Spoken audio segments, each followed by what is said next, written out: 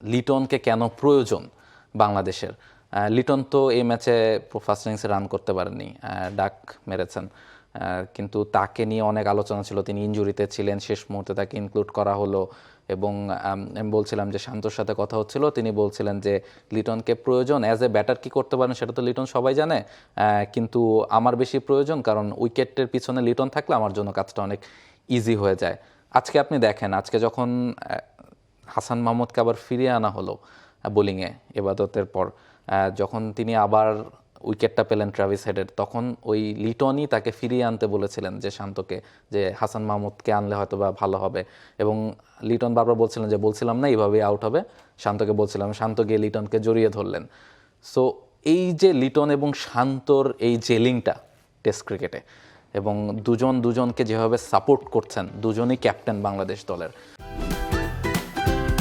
Optical brightener photo catalyst active granule সমৃদ্ধ বসুন্ধরা পাওয়ার wash, ঝলমলে কাপড়ে ফুরফুরে মন। সো এইটা আমার কাছে মনে হয় যে বাংলাদেশকে এই বড় বড় টেস্টের ক্ষেত্রে, যেখানে ছোট ছোট কিছু ডিসিশন অনেক বেশি ম্যাটার করে। আপনি মিরাজের বোলিং করার সময় দেখেন, বারবার তিনি বলছিলেন স্ট্যাম্পের পিছন থেকে যে জাস্ট ডট বল করে যা, হ্যাঁ স্মিথ রান না করতে পারলেই উইকেট দিয়ে দেবে, এবং স্মিথ আলটিমেটলি সেটা কিন্তু করেছেন, মিরাজ উইকেটটা পেয়েছেন। সো এই যে কন্ট্রিবিউশনগুলো, এগুলোকে কেমনে দেখেন?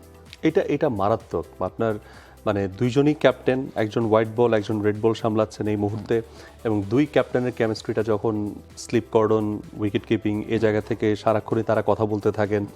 এবং লিটন যতটা আসলে ম্যাচিউরড, শান্ত, ওই জায়গা থেকে তাকে ফিল করবেন, এটা খুব স্বাভাবিক। আজকে তো আপনি খেয়ালও করেছেন যে লিটন হাসান মাহমুদের বলে স্টাম্পের পেছনে এসে কিপিং করেছেন একটা সার্টেন টাইমে। এই যে মাইন্ড গেমগুলো তিনি একদম পেছনে চলে এসেছেন, জাস্ট ব্যাটারের সঙ্গে একটু মাইন্ড গেম খেলছিলেন, ব্যাটারকে একটু ফ্রি ফ্লোটিং জায়গা থেকে একটু স্কুইজ করতে চাচ্ছিলেন, তার স্বভাবসুলভ ব্যাটিং প্ল্যানটাকে চেঞ্জ করতে চাচ্ছিলেন। এটা কিচ্ছু না, লিটন বেশিক্ষণ এখানে থাকবেন না, এটা আমরা সবাই জানি, জাস্ট কিছুটা সময় তাকে একটা ধাক্কা দেওয়া। সো এই যে সাহসিকতার একটা ব্যাপার, এই কারণেই হয়তো বা শান্ত তাকে আসলে ফিল্ডে চান, এবং মোস্ট ইম্পর্টেন্টলি ডিসিশনস। এবং লিটন খুবই প্রোঅ্যাক্টিভ থাকেন অলওয়েজ, বোলারদের সাথে কথা বলেন, ফিল্ড সেট আপে তিনি খুব অ্যাক্টিভ থাকেন। সেই সঙ্গে মিরাজকেও আমরা দেখি বিং দ্য ভাইস ক্যাপ্টেন, তিনিও সেই কাজটা করেন। বাট ওই যে বোলিং চেঞ্জের ব্যাপারটা না, মানে লিটনের ইনস্টিংক্ট খুব ভালো কাজ করে, তার ক্রিকেটিং ব্রেইন, তার এই জায়গাগুলোতে চিন্তা এক্সিলেন্ট। এর আগেও আমরা দেখেছি অনেকগুলো এক্সাম্পল। সো লিটন যেহেতু রান করেননি, মানে এটা নিয়ে অনেক আলোচনা হয়েছে, বাট এগুলো নিয়ে আলোচনার কিছু নেই। একটা প্লেয়ারের ব্যাড টাইম যাবে, ইটস ভেরি নর্মাল। কিন্তু পাকিস্তানের বিপক্ষে লাস্ট যে ম্যাচটা, সেখানেও সেঞ্চুরি করেছেন। সেটাই। সো মানে ক্রুশাল স্টেজে ক্রুশাল ব্যাটারদেরকে পারফর্ম সবসময় তারা করতেই হবে, এক্সপেকটেশন থাকে, বাট তারা সবসময় করবেন তা না। সো এটা বড় বড় টিমের বড় প্লেয়ারদের ক্ষেত্রেও হয়। সো আর না হলে তো বাংলাদেশের এগেনস্টে অস্ট্রেলিয়ার টপ অর্ডার সবাই আসলে অনেক বড় রান করতো।